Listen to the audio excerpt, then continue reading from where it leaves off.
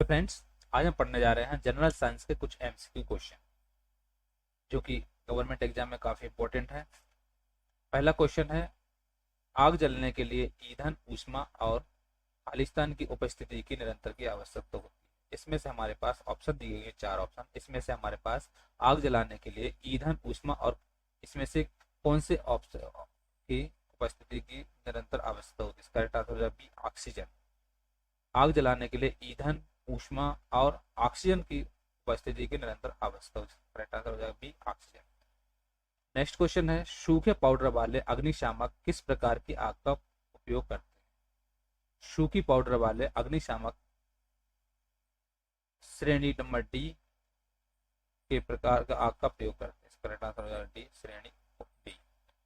अगला क्वेश्चन, अग्निशामकों में carbon tetrachloride और ब्रोमो क्लोरोडाइक्लोरो मीथेन, इसको बीसीपी बोलते हैं, भरी हो सकती है। इसका करेक्ट आंसर हो जाएगा ए, हेलन। 18वीं शताब्दी के प्रारंभ में प्रशीतन की प्रक्रिया के लिए किसका उपयोग होता था? इसका करेक्ट आंसर हो जाएगा सी, बर्फ। 18वीं शताब्दी के प्रारंभ में प्रशीतन की क्रिया के लिए बर्फ का उपयोग किया जाता था।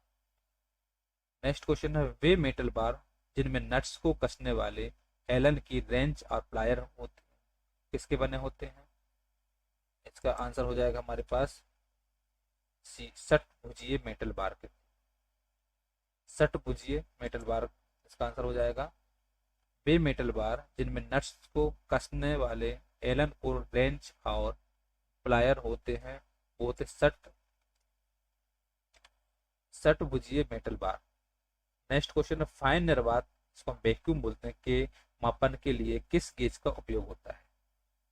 वैक्यूम के मापन के लिए किस गेज का उपयोग होता है? इसका आंसर हो जाएगा B, thermocouple vacuum gauge. Thermocouple vacuum gauge से फाइन निर्वात, इसको वैक्यूम के मापन को किया जाता है। अत्यधिक गर्म वस्तुओं को उठाने के लिए प्रयुक्त डिवाइस कहलाती है। इसका आंसर है टोंग। अगर कोई अत्यधिक गर्म वस्तु है उसको उठाने के लिए जो प्रयुक्त डिवाइस होती है वो टोंग कहलाती है। रिकवरी सिलेंडर की न्यूनतम क्षमता होती है 11.9 किलोग्राम। रिकवरी सिलेंडर की न्यूनतम क्षमता 11.9 किलोग्राम होती है। कंडेंसर और एवोपोरेटर को सीधा करने, साफ करने में प्रयुक्त विशेष रूप से डिजाइन किया गया टूल कहलाता है फिन टूल या कोम। कंडेंसर और एवोपोरेटर को सीधा करने या फिर साफ करने के लिए उपयुक्त विशेष रूप से डिजाइन किया गया टूल फिन टूल या कोम कहलाता है। सामान्य फिलिंग उद्देश्यों के लिए प्रयुक्त फाइल है। इसका आंसर हो जाएगा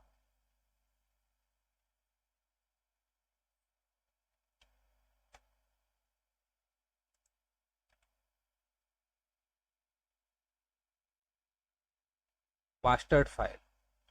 हमारे पास जो क्वेश्चन था, क्वेश्चन हमारे पास ये था, सामान्य फिलिंग उद्देश्यों के लिए प्रयुक्त फाइल कौन सी होती है? सामान्य फिलिंग उद्देश्यों के लिए प्रयुक्त फाइल करने के लिए उद्देश्य मास्टर्ड फाइल कहलाता है। रास्प कट, इसका करेक्ट आंसर है डी, रास्प कट। रास्प कट में इंडिविजुअल शार्प और पॉइंटेड टीथ एक रेखा में होते हैं और ये लकड़ी को फाइलिंग के लिए उपयोगी होते हैं। रास्प कट जो होता है वो इंडिविजुअल शार्प और पॉइंटेड टीथ पर एक रेखा में होते हैं और ये लकड़ी को फाइलिंग के लिए उपयोग होते हैं। आंतरिक कर्ड तलों के लिए किस फाइल का उपयोग होता है? आंतरिक कर्ड तलों के लिए हाफ राउंड फाइल, इसका आंसर हो जाएगा सी, हाफ राउंड फाइल का उपयोग होता है। किसी वाइस का आकार उसके जौ की चौड़ाई के आधार पर निर्धारित होता है। इसका करेक्ट आंसर हो जाएगा ए, चौड़ाई। किसी वाइस का आकार उसके जौ की चौड़ाई के आधार पर निर्धारित किया जाता है। यूनिवर्सल सरफेस गेज का उपयोग होता है। ए आंसर हो जाएगा मशीन पर जॉब की डेटम सरफेस की समांतर सेटिंग के लिए। यूनिवर्सल सरफेस गेज का उपयोग होता है मेनली मशीन पर जॉब की डेटम सरफेस की समांतर सेटिंग के लिए होता है। अगला क्वेश्चन है, एंगल प्लेट का उपयोग जॉब को सहारा देने और मार्किंग के लिए लंबवत या कोणीय तल प्रदान करने के लिए होता है। इसमें से हमारे पास आंसर डी है, एंगल प्लेट का उपयोग जॉब को सहारा देने और मार्किंग के लिए लंबवत या कोणीय तल प्रदान करने के लिए। प्रिंक पंच का कोण कितना होता है? प्रिंक पंच का कोण 30 डिग्री से 60 डिग्री के बीच में। रिंग के पिंच का कोण 30 डिग्री से 60 डिग्री। किस चीज का का उपयोग एक स्प्रिंग युक्त उत्तोलक, इसको स्प्रिंग लोडेड लीवर बोलते हैं, जो बीम स्केल पर वर्नियर स्केल को किसी भी स्थिति में सेट करने में मदद करता है। इसका आंसर हो जाएगा D, thumb lever. Thumb lever होता है वो एक स्प्रिंग युक्त उत्तोलक, जिसको हम उस स्प्रिंग लोडेड लीवर है। थंब लीवर एक स्प्रिंग लोडेड लीवर है जो बीम स्केल पर वर्नियर स्लेब को किसी भी स्थिति में सेट करने में मदद करता है। स्ट्रेट स्क्राइबर के उपयोग के समय वर्नियर कैलिपर की शून्य सेटिंग डेटम तल क्या होती है? इसके ऊपर होती है। इसका आंसर हो जाएगा ए, ऊपर। स्ट्रेट स्क्राइबर के उपयोग के समय वर्नियर कैलिपर्स की शून्य सेटिंग डेटम तल इसके ऊपर होती है।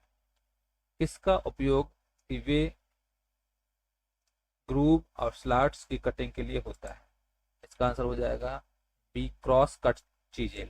तो क्रॉस कट चीजेल का उपयोग कीवे, ग्रूव और स्लॉट्स की कटिंग के लिए होता है। अगला क्वेश्चन है, कटिंग पॉइंट के टॉप फेस और कटिंग वाले सिरे के वर्क सरफेस के बीच बनने वाला कोण क्या कहलाता है? इसका आंसर हो जाएगा रेक एंगल कहलाता है। कटिंग पॉइंट के टॉप फेस और कटिंग वाले सिरे के वर्क सरफेस के बीच बनने वाला कोण रेक एंगल कहलाता है। नेक्स्ट क्वेश्चन है, पीन निम्नलिखित में से किसका एक भाग है? आपको 4 ऑप्शन दिए, इसमें से आपको बताना है पीन निम्नलिखित में से किसका एक भाग है। इसका आंसर है डी, हैमर हेड। पीन निम्नलिखित में से हैमर हेड का भाग है। मार्किंग के लिए प्रयुक्त इंजीनियर हथौड़े का भार कितना होता है? इसका आंसर हो जाएगा बी, 250 ग्राम। मार्किंग के लिए प्रयुक्त इंजीनियरिंग हथौड़े का भार 250 ग्राम होता है। काउंटर सिंक रिवर्टिंग का कोण होता है 75 डिग्री। काउंटर सिंक रिवर्टिंग कोण का कोण होता है 75 डिग्री। ड्रिल होल के ओपनिंग सिरे पर बोल्ट हेड, वाशर और नट के लिए फ्लैट शीट निर्मित करने के लिए प्रयुक्त यांत्रिक प्रक्रिया है। आंसर हो जाएगा बी, स्पॉट फेसिंग।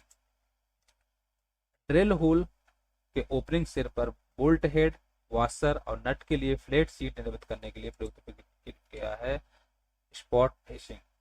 कढ़ाई, बाल्टी, भट्टी और कैबिनेट्स जैसी वस्तुएं बनाने के लिए उपयोग होता है गैल्वेनिकृत आयरन की चादरों का।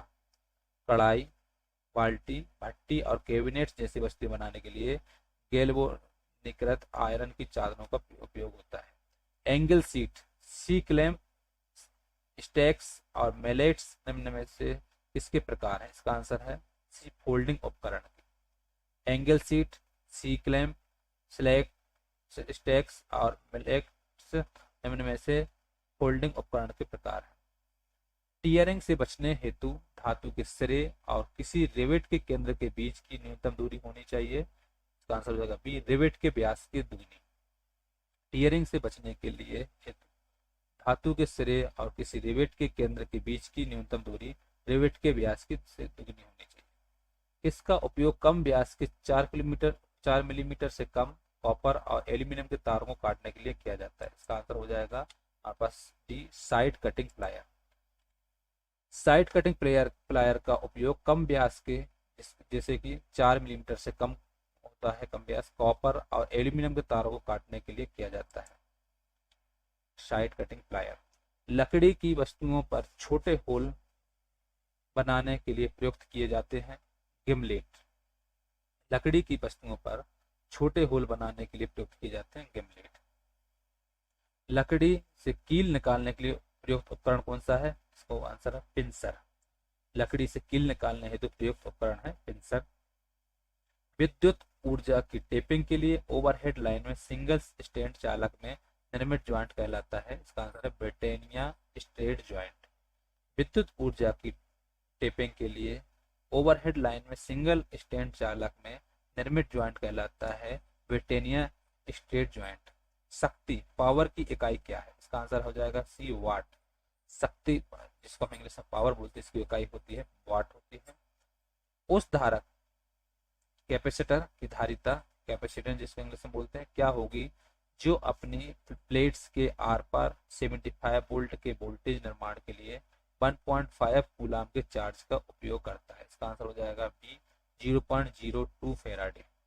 उस धारक की धारिता क्या होगी जो अपनी प्लेट्स के आर पार 75 वोल्ट के वोल्टेज निर्माण के लिए 1.5 कूलाम के चार्ज का उपयोग करता है, 0.02 फेराडे।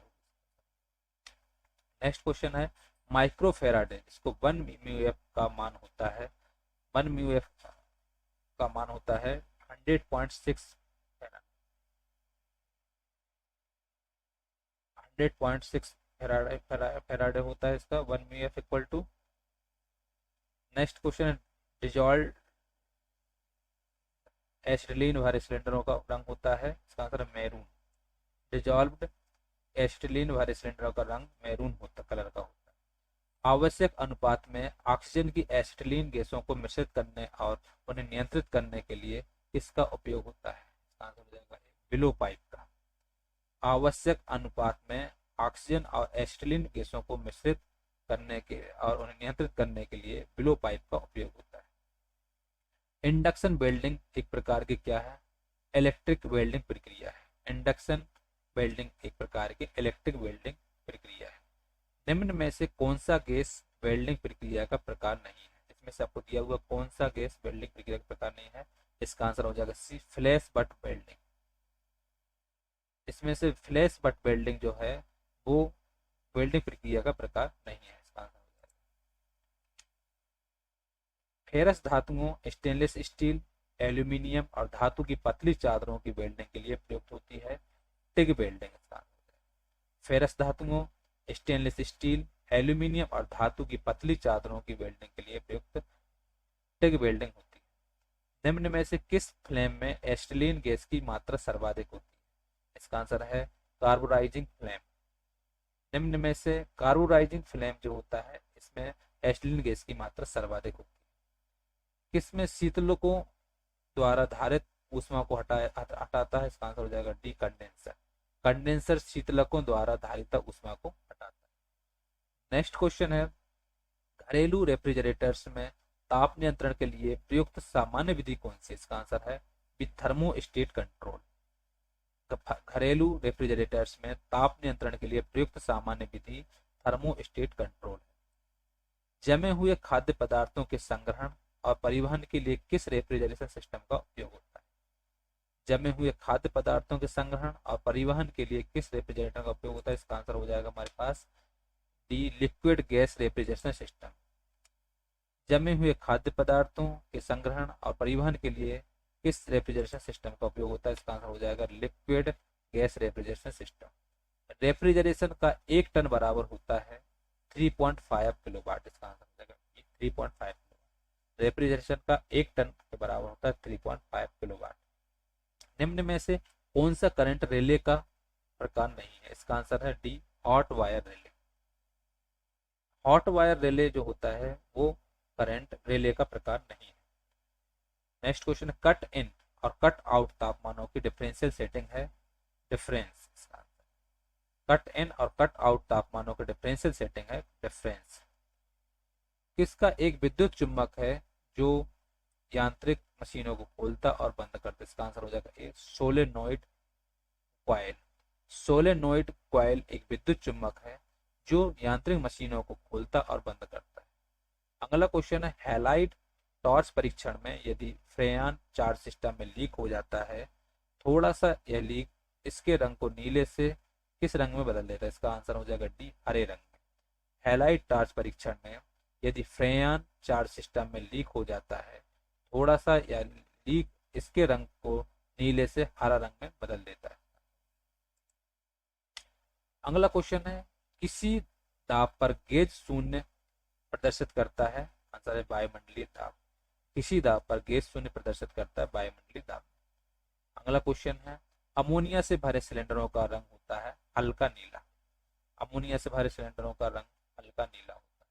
इस तरीके से जो हमारे पास जनरल साइंस के क्वेश्चन कंप्लीट होते हैं टॉप 50 क्वेश्चन। इस तरीके और वीडियो देखने के लिए चैनल को सब्सक्राइब करें, लाइक करें और शेयर करें।